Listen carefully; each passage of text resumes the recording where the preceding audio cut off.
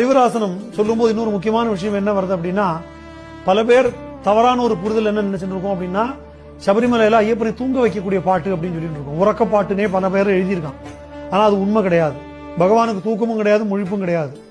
திருப்பதியில கூட சுப்பிரபாதம்னு சொல்லும்போது என்ன அர்த்தம்னா, இன்றைய நாள் நல்ல நாளாக இருக்கட்டும் தான் அர்த்தம், எழுந்துருன்னு அர்த்தம் இல்லை.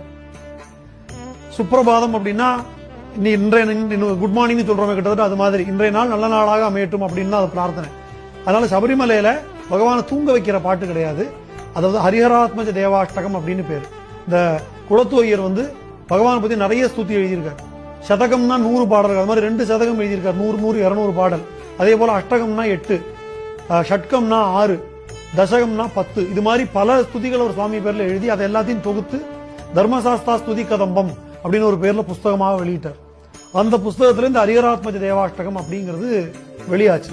அதை பின்னால சபரிமலையில ஈஸ்வரன் நம்பூதிரி நடை அடைக்கும் போது ஸ்லோகமாக சொல்லி நடை அடைக்கக்கூடிய ஒரு மரபை கொண்டு வந்தார்.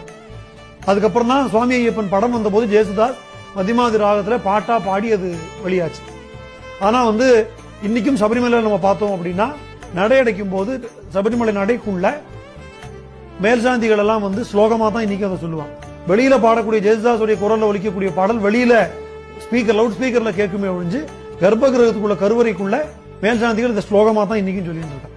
அதனால அறிவராசனம் அப்படிங்கிறது பகவானை உறங்க வைக்கக்கூடிய பாடல் இல்ல, அது பகவானை ஆசிரியக்கக்கூடிய பாடல். ஹரிஹராத்மஜம் தேவம் ஆசிரியே அப்படின்னா உன்னை நான் சரணடைகிறேன்.